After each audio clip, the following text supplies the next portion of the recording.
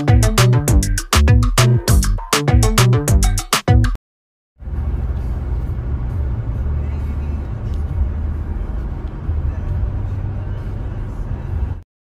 din yung gray.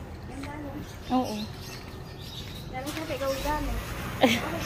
Okay din naman yung red. Automatic na siya. Yes, ma'am. Okay. Turn signal ka lang. As in, planta to ng ano? Planta ng Hyundai and Changan po. Okay. Kaya ma'am, medyo slow down po tayo dito kasi minsan may tumatawid po dito sa sasakyan. No? Pero pag lumagpas na po kayo, pwede nyo ipaharurot, ma'am. Ang bilis niya. Walang delay yan, ma'am. Okay na po. Thank you. Normal. By the way, ito po yung sunroof po natin, panoramic sunroof. Okay. Para ang sadya lang talaga namin CS35. Hindi ko, hindi lang pressure. Kaya mo lang ngayon. Kaya mo sa amin to, alam mo mula nang dumating to, wala. Pa isa-isang color na lang meron.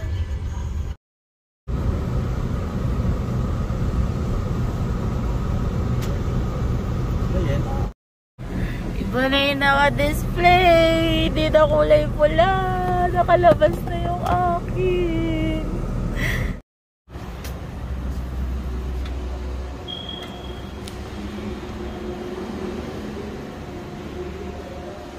Excuse po.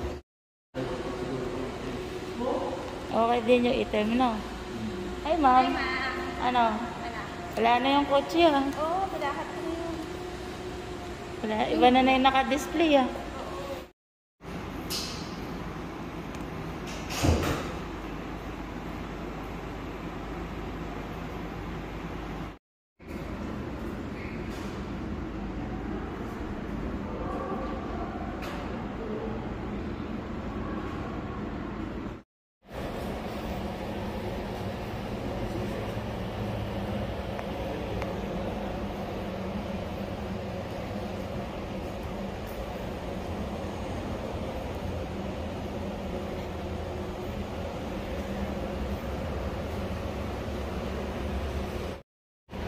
Ang pagsasara po ma'am, pag ganyan po, pagsasara po. Huwag po pag ganun kasi po, baka mayupi ma'am. Yes so, po.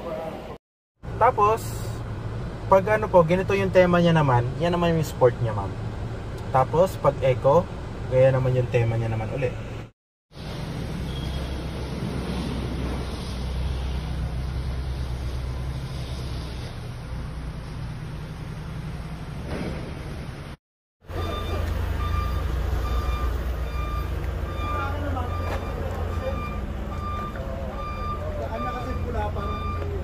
Propose,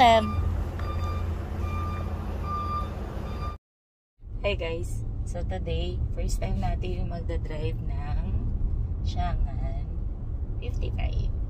So, today, kasama ko si Shami. First drive namin ni Shami, Diyos ko po. Medyo kabado pero kaya naman. Ano ba? Review. First impression, ano siya? Sobrang komportable sa loob. Di ko nga alam na mabilis na pala ako. Ganun yung effect niya sa akin.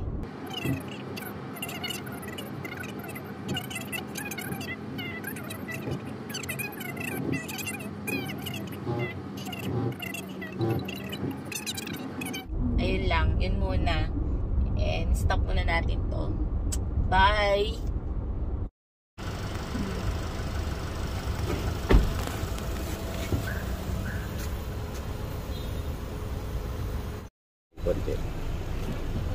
Sige po.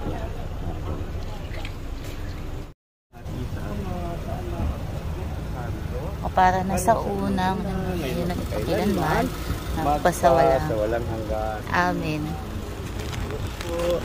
Thank you po. Salamat po.